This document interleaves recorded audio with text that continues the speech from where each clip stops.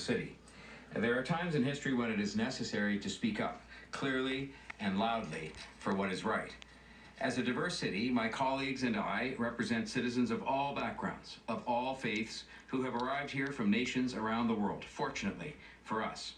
We have a responsibility to keep them safe, to embrace them, to defend them, and to protect their interests and their rights as Canadians and as Torontonians.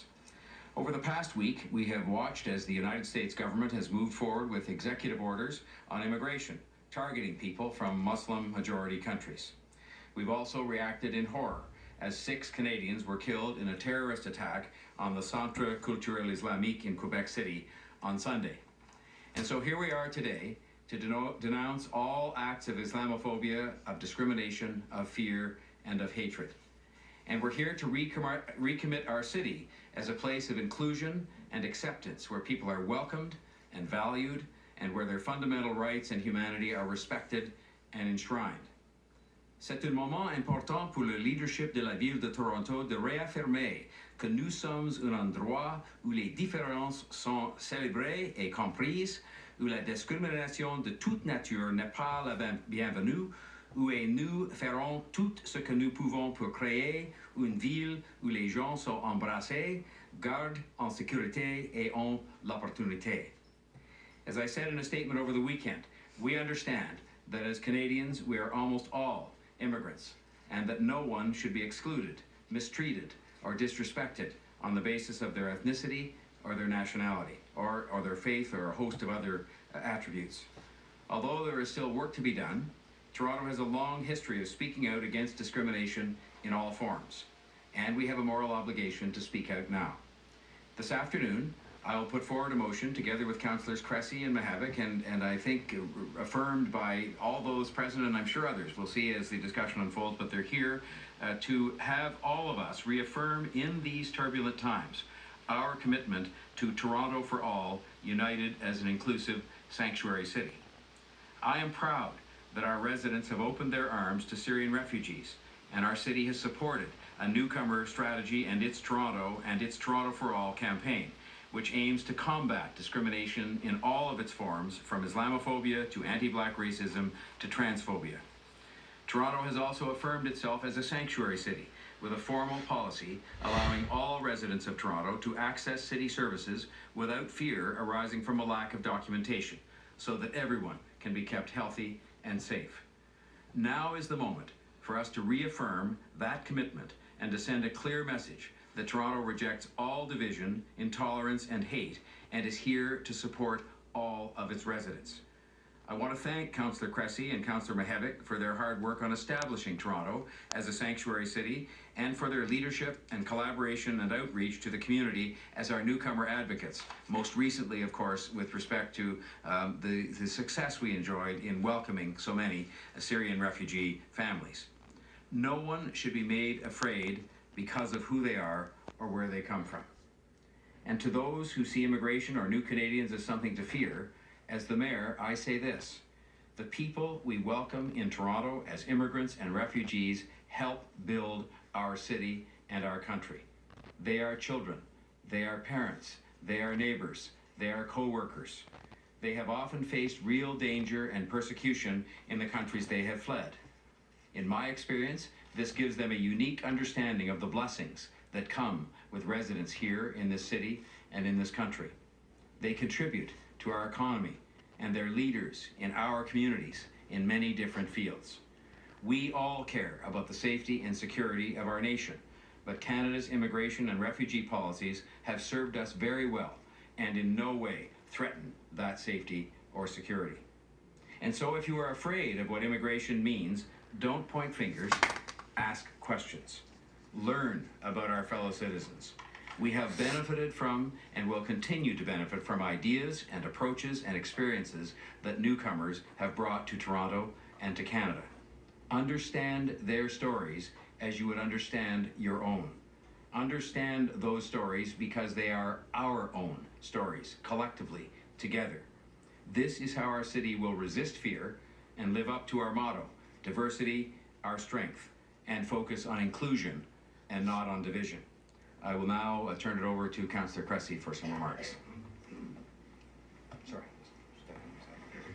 Well, thank you, Mayor Tory, Councillor Mihevc, and the countless groups and organizations who we've worked with over the last number of days to draft this motion.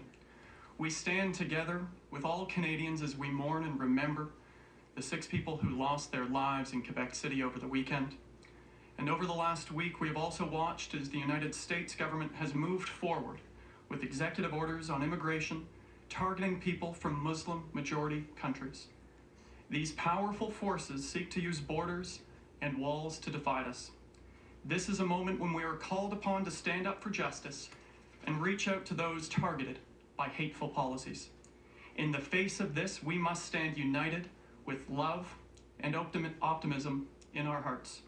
Declaring millions of people unwelcome based on their religion and place of origin is simply wrong. What the Trump administration has done cannot go unchallenged.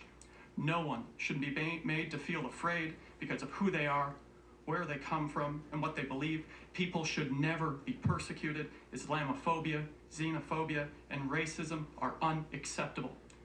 In Toronto, we understand that diversity makes us stronger. We are a vibrant city where nearly half the population was born elsewhere, and where so many of us are immigrants as well. We have a moral obligation to speak up when a government declares refugees, visitors, and even its own permanent residents inadmissible and unwelcome.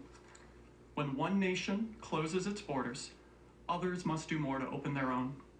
Toronto has affirmed itself a sanctuary city with a formal policy allowing migrants to access services regardless of immigration status. We have committed to ensuring all residents of Toronto can access services without fear. Now is the moment for us to reaffirm that commitment and to work in solidarity with sanctuary cities in the United States who are standing up to these policies. Now is the time for Toronto to reach out to those impacted by these policies and say loudly and clearly, you are welcome here.